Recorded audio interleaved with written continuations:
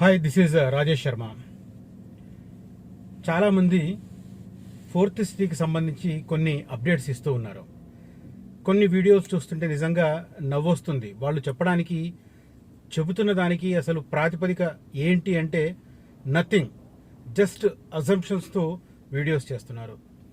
So అలాంటి వాళ్ళ మీద నేను కామెంట్ చేసి వాళ్ళ నుంచి మళ్ళీ నేను కామెంట్స్ ఫేస్ చేయడం అనేది నాకు కరెక్ట్ కాదు. కాబట్టి నేను ఎవరిని కోట్ చేయట్లేదు. కానీ ఎందుకు దాన్ని ప్రస్తావన చేశానంటే, ఎవరి వీడియో చూసినా ఏం చేసినా మీరు దానికి ప్రాతిపదిక ఏంటి అనేది ఒక్కసారి ఆలోచించండి.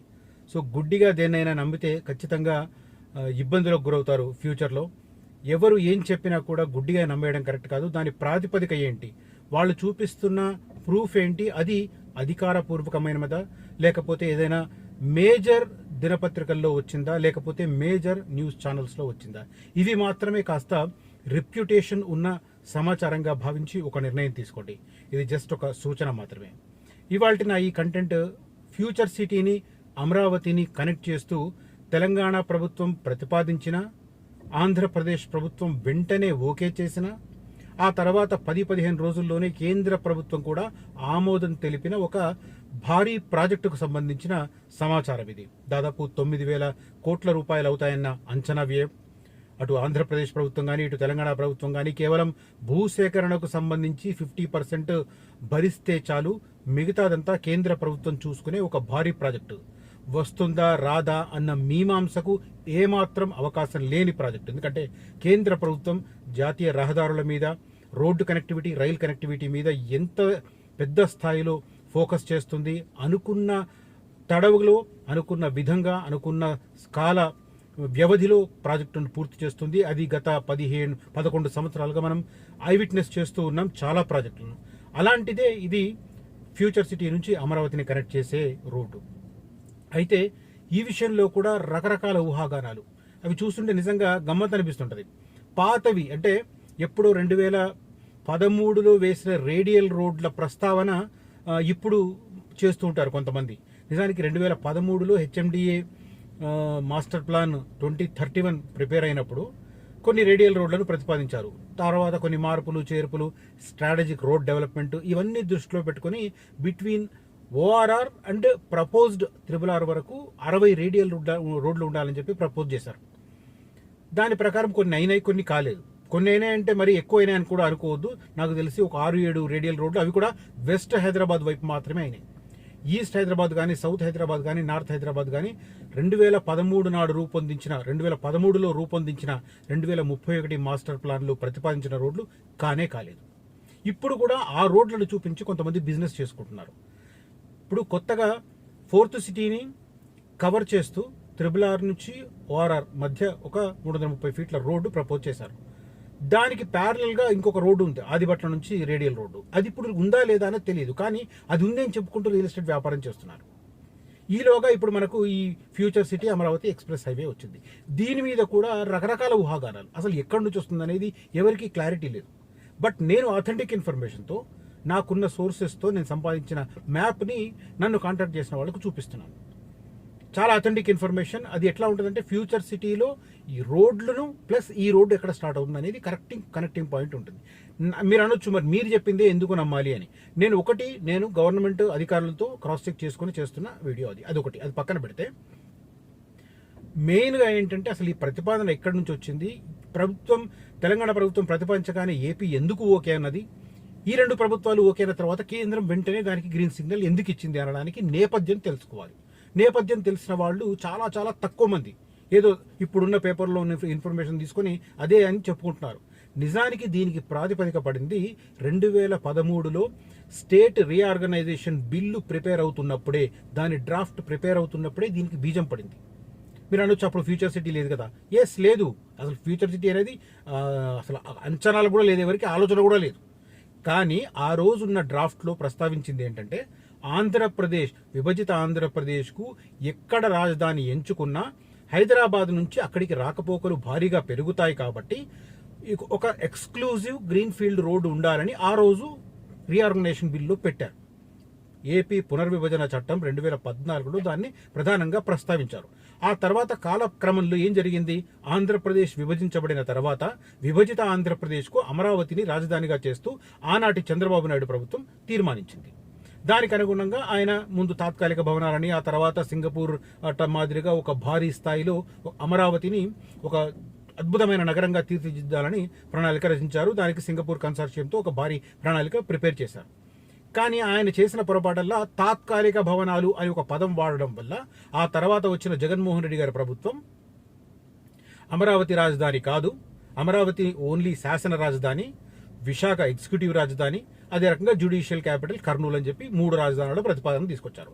ఆ తర్వాత అసలు అమరావతి ఉంటుందా లేదా అనేది పోయి, దాంతో ఈ రోడ్డు ఏదైతే హైదరాబాద్ నుంచి అమరావతికి వేయాల్సిన ఎక్స్క్లూజివ్ రోడ్డు మరుగున పడింది. విభజన చట్టంలో ప్రస్తావించిన ఏపీ రాజధాని ఏదైనా కానీ ఏపీ రాజధానికి హైదరాబాద్కు పడాల్సిన రోడ్డు పక్కన పడిపోయింది. అసలు దానికి సంబంధించిన చర్చనే లేదు. కానీ ఆ తర్వాత కొన్ని సందర్భాలలో ఈ విజయవాడ రహదారి మీద పెరిగిపోయిన రద్దీని తగ్గించుకోవడానికి, దాని మీద బర్డెన్ తగ్గించుకోవడానికి, రోడ్డు ప్రమాదాలను తగ్గించుకోవడానికి ఒక ఆల్టర్నేట్ రోడ్డు కావాలి అని ప్రతిపాదన వచ్చింది. అది ఎక్కడి నుంచి, రామోజీ ఫిల్మ్ సిటీ కంటే ముందు కోహెడ దగ్గర నుంచి స్టార్ట్ చేసి నల్గొండ టౌన్ మీదుగా మిర్యాలగూడ మీదుగా అలా తీసుకెళ్లాలని అనుకున్నాను. అది కూడా కొంత ప్రతిపాదనలు నడిచి ఆ తర్వాత అది కూడా ఆగిపోయింది. ఆ తర్వాత మళ్ళీ చంద్రబాబు నాయుడు గారు రెండోసారి అధికారంలోకి వచ్చిన వెంటనే ఈ రోడ్డు ఎక్స్క్లూజివ్ రోడ్డు ప్రతిపాదన లేట్ అవుతుందేమో అన్న ఆలోచనతో ఈ నాగార్జున సాగర్ రోడ్డును డైరెక్ట్గా హైదరాబాద్ నుంచి నాగార్జున సాగర్ మీదుగా మాచర్ల, దాచేపల్లి నుంచి పిడుగురాళ్ళ అలా మళ్ళీ అమరావతికి కలపాలని కూడా ఒక ప్రతిపాదన తీసుకొచ్చి దానికి నేషనల్ హైవే హోదా ఇవ్వాలని మళ్ళీ ప్రయత్నాలు చేశారు. ఇది కొంతకాలం గడిచింది. ఇదంతా కొనసాగుతున్న క్రమంలోనే తెలంగాణలో రాజకీయ పరిణామాలు, తెలంగాణ ముఖ్యమంత్రి ఈ ఫ్యూచర్ సిటీని ప్రతిపాదనకు తీసుకొచ్చారు, తెర మీదకు తీసుకొచ్చారు. లాస్ట్ ఇయర్ అంటే 2024 జూలై 3వ వారంలో ఫ్యూచర్ సిటీ ప్రతిపాదన వచ్చింది. ఫ్యూచర్ సిటీ ప్రతిపాదన వచ్చిన తర్వాత దాని మీద రకరకాల చర్చలు, వస్తుందా రాదా, పోతుందా పోదా, అసలు ఫార్మా సిటీని రద్దు చేసి ఫ్యూచర్ సిటీ ఏంటి, ఇవన్నీ మిడిమిడి జ్ఞానంతో చాలామంది చేస్తున్న కామెంట్. అసలు ఫార్మా సిటీని విధానాన్ని మార్చిందే కేసీఆర్ గారు. ఇది చాలామందికి తెలియదు. కేసీఆర్ పోయిన తర్వాత ఈయన వచ్చి దీన్ని ఫార్మాను ఫ్యూచర్ సిటీగా మార్చాడని చాలామంది అనుకుంటున్నారు. కానీ 2022లో ప్రభుత్వంలో ఉన్నది ఎవరు? కేసీఆర్ గారు. కేసీఆర్ అక్కడ ల్యాండ్ అలొకేట్ చేసింది ఎవరికి? అమెజాన్ డాటా సెంటర్కి. అమెజాన్ డాటా సెంటర్ ఫార్మా కంపెనీనా? కాదు కదా. అప్పుడే మల్టిపుల్ సెక్టర్స్కి ఇవ్వాలన్న ప్రతిపాదనలు అధికార యంత్రాంగం ప్రిపేర్ చేసింది. కాకపోతే దాన్ని అధికారికంగా ప్రకటించలేదు. కానీ ల్యాండ్ అలొకేషన్ మాత్రం నాన్ ఫార్మా కంపెనీకి జరిగిపోయింది. అది ఇప్పుడు అక్కడ ఆపరేషనల్గా ఉంది, మనకు కనిపిస్తుంది. 3-4 వేల మంది పనిచేస్తున్నారు దాంట్లో. ఈయన వచ్చిన తర్వాత మార్చాడు, రేపొద్దున ఇంకొక ప్రభుత్వం మారితే మళ్ళీ మారుతుంది, ఇలాంటి కామెంట్లు చేస్తుంటారు చాలామంది. ఇప్పుడు అధికారంలో ఎవరున్నా కూడా వాళ్ళ ఆలోచనలు కొన్ని ఉంటాయి. కానీ వాళ్ళ ఆలోచనలకు అనుగుణంగా ప్రతిపాదనలు, ప్రాజెక్టులు ప్రిపేర్ చేసేది ఎవరు? అధికార యంత్రాంగం. అదే ఐఏఎస్ అధికార యంత్రాంగం. ఇప్పుడు కేసీఆర్ దగ్గర పనిచేసిన వాళ్ళే ఇక్కడ ఉన్నారు. కాకపోతే కొన్ని కేసీఆర్కి అనుకూలంగా ఉన్న అధికారులను పక్కన పెట్టి ఈయన కొంత ఎక్స్క్లూజివ్గా తెచ్చుకున్నారు. అది ఏ ముఖ్యమంత్రి అయినా చేసేది అది. కానీ ప్రాజెక్టులు మాత్రం ఆ రోజువే కొనసాగుతున్నాయి. ఆ రోజు ఆ ప్రభుత్వం సేకరించిందే ఇవాళ ఫ్యూచర్ సిటీకి ఇస్తున్నారు. పేరు మార్చి తన ముద్ర వేయడానికి ప్రయత్నం చేశారు తప్ప అదే అధికారులు గతంలో ఒప్పందాలు చేసుకున్నారు, అదే అధికారులు ఇప్పుడు ఒప్పందం చేసుకుంటున్నారు. రేపు ఇంకే అధికారులు, ఏ ప్రభుత్వం అధికారంలోకి వచ్చినా కూడా అదే అధికారులు ఒప్పందాలు చేసుకుంటారు. ఇది గవర్నమెంట్ అనేది నిరంతర ప్రక్రియ. అధినేతలు మారుతారు, బట్ మిగతావన్నీ కంటిన్యూ అవుతుంటాయి. కొన్ని మార్పులు చేర్పులు ఎందుకు చేస్తారంటే వాళ్ళ ముద్ర వేయడానికి చేస్తారు. అవే జరుగుతుంది ఇక్కడ. సో ఇదంతా పక్కన పెడితే ఫ్యూచర్ సిటీ తెర మీదకి వచ్చిన తర్వాత ఫ్యూచర్ సిటీకి పోర్టు కనెక్టివిటీ కావాలన్న ప్రతిపాదన, ఆలోచన ప్రభుత్వానికి వచ్చింది. పోర్టు రావాలి అంటే ఎక్కడి నుంచి రావాలి? 2 సముద్ర తీరం లేదు హైదరాబాద్కు, తెలంగాణకు. కాబట్టి పోర్టు రాదు. సో నెక్స్ట్ ఆల్టర్నేట్ ఏంటి? Dry port. అంటే పోర్టులో ఉన్న యంత్రాంగం అంతా ఉంటుంది, కానీ అక్కడ పూర్తిగా కంటైనర్లోకి ఎక్కించిన తర్వాత వాటిని డైరెక్ట్గా షిప్ మీద పెడతారు. కానీ ఇక్కడ కంటైనర్ మొత్తం రెడీ అయిన తర్వాత దాన్ని లారీలకు తగిలించి నియర్ బై షిప్ యార్డ్కి తీసుకెళ్ళి అక్కడ షిప్పుల్లోకి ఎక్కిస్తారు. అదొకటే తేడా.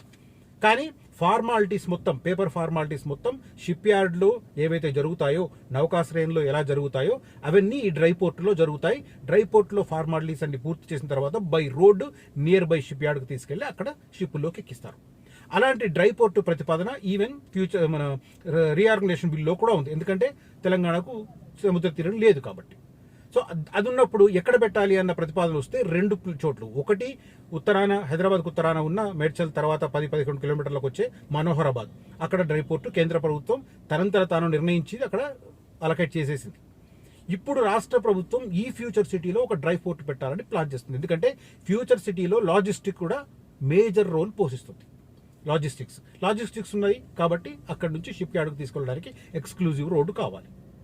ఇది ఇప్పుడు ఈ ప్రతిపాదనకు తెర మీదకి రావడానికి, ఒకటి ఫ్యూచర్ సిటీకి బూస్ట్ ఇవ్వడం, రెండు ఫ్యూచర్ సిటీలో ఏర్పాటు కానున్న డ్రై పోర్టును షిప్ యార్డుకు, మచిలీపట్నం షిప్ యార్డుకు కనెక్ట్ చేయడం. దాంతో ఏకంగా 4 వరుసలు కాకుండా ఏకంగా 8 వరుసల లైన్ను ప్రతిపాదించారు. ఈ ప్రతిపాదన ఎప్పుడు వచ్చింది? జస్ట్ 1.5 month కూడా కాలేదు ఇంకా. ఈ ప్రతిపాదన ఢిల్లీలో జరిగిన 2 రాష్ట్రాలకు సంబంధించిన సమావేశంలో తెలంగాణ ప్రతిపాదన పెట్టడం, అదే సమావేశంలో ఏపీ ప్రభుత్వం దానికి ఓకే చెప్పడం. ఎందుకంటే దే ఆర్ ఆల్సో వెయిటింగ్. వాళ్ళకేం అదంటే అమరావతి నుంచి ఇంటర్నేషనల్ ఎయిర్పోర్ట్ కనెక్టివిటీ ఫాస్ట్గా రావాలి. ఇప్పుడు ఇంటర్నేషనల్ ఎయిర్పోర్ట్ అమరావతిలో, మన శంషాబాద్లో దిగితే, కోర్స్ విజయవాడలో ఇంటర్నేషనల్ చేయడానికి ట్రై చేస్తున్నారు, కానీ హైదరాబాద్ డెస్టినేషన్తో పోలిస్తే విజయవాడకు ఇంటర్నేషనల్ కనెక్టివిటీ 10% కూడా లేదు. కాబట్టి అమరావతికి ఎవరైనా విదేశీ ప్రతినిధులు రావాలంటే ఖచ్చితంగా హైదరాబాద్ శంషాబాద్ ఎయిర్పోర్ట్లో దిగాలి. వీళ్ళు ఏం చేయాలి? ఔటర్ రింగ్ రోడ్ ఎక్కి పెద్దంబర్పేట దగ్గర దిగి విజయవాడ రూట్లో వెళ్ళి ఆ తర్వాత విజయవాడ మీదుగా అమరావతి చేరుకోవాలి. అదే ఈ ఎక్స్క్లూజివ్ రోడ్డు కనుక 8 వరుసలతో వేస్తే కేవలం 220 kilometers దూరంలో అమరావతి నుంచి మన శంషాబాద్ ఎయిర్పోర్ట్ కనెక్ట్ అవుతారు. సో 2.5 hours రీచ్ అయ్యే రకంగా ప్లాన్ చేస్తున్నారు. అందుకే 8 వరుసలు. తెలంగాణ ప్రయోజనం ఏంటి? తెలంగాణ నుంచి డ్రై పోర్ట్ నుంచి మచిలీపట్నం బందర్ పోర్టుకు కనెక్టివిటీ చేసుకోవడం తెలంగాణ యాంగిల్లో ఇంపార్టెంట్. ఫ్యూచర్ సిటీకి బూస్ట్ ఇవ్వడం. ఆంధ్రప్రదేశ్ యాంగిల్లో అమరావతికి పెట్టుబడులు రావడానికి ఏ విదేశీ ప్రతినిధులు వచ్చినా శంషాబాద్ ఎయిర్పోర్ట్ నుంచి 2.5 hours అమరావతికి చేరుకున్నారు. ఈ రెండు మ్యూచువల్ అండర్స్టాండింగ్లో రెండు తెలుగు ప్రభుత్వాలు పనిచేస్తుంటే ఈ అంతర్యాన్ని గుర్తించి రీఆర్గనైజేషన్ బిల్లును దృష్టిలో పెట్టుకుని కేంద్ర ప్రభుత్వం ఇమ్మీడియట్గా ఓకే చేసింది. ఇప్పటికి కూడా కొంతమంది 3 ప్రపోజల్స్ ఉన్నాయి, 4 ప్రపోజల్స్ ఉన్నాయి. విజయవాడ రోడ్నే చేస్తారని కొందరు. Vijayawada road of course 6 lanes అవుతుంది, అది వేరే విషయం. అది నేషనల్ హైవే ప్రాజెక్టులో ఉంది, అది జరుగుతుంది. అది కాకుండా కోహెడ నుంచి చేసే రోడ్ ఇంకా ఉంది అని చాలా మంది అనుకుంటున్నారు. అది దాన్ని పక్కన పెట్టారు, ఎందుకంటే అక్కడ వేయడం వల్ల అదనపు ఏం లేదు. ఇప్పుడు శంషాబాద్లో దిగి పెద్దంబర్పేట దగ్గర దిగితే ఏంటి, దానికంటే ఒక 2-3 kilometers యువతల కోహెడ దగ్గర దిగితే ఏంటి, పెద్ద ఫరక్ పడదు. మళ్ళీ పోయి అక్కడ కలవాల్సిందే. అందుకోసం ఈ ఎక్స్క్లూజివ్ రోడ్ ఏంటి? శంషాబాద్ ఎయిర్పోర్ట్ నుంచి రవిర్యాల ఎగ్జిట్ నెంబర్ 13, అక్కడ నుంచి 330 feet రోడ్ తీసుకొని కురుమెద్ద దగ్గర రాబోతున్న భారీ జంక్షన్ నుంచి డీవియేట్ తీసుకుంటే డైరెక్ట్గా అమరావతి. ఈ రకంగా ప్లాన్ చేసింది. దానికి సంబంధించిన ప్రతిపాదన క్లియర్ కట్గా ఉంది. అది మనకు ఫ్యూచర్ కురుమిద్దకు సదరన్ సైడ్ ఒక 1 kilometer 800 meters దూరంలో వస్తుంది.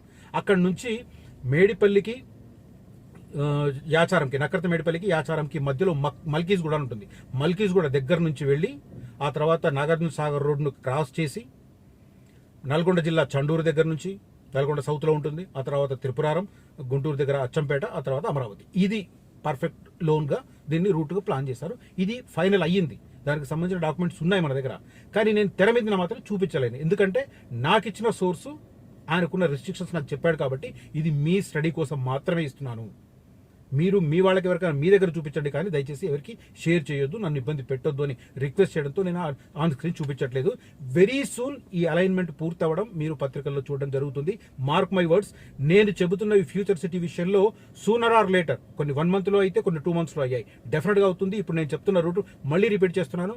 శంషాబాద్ ఎయిర్పోర్ట్ నుంచి ఔటర్ రింగ్ రోడ్ ద్వారా రవిర్యాల ఎగ్జిట్ నెంబర్ 13, అక్కడి నుంచి 330 feet రోడ్ స్టార్ట్ అవుతుంది.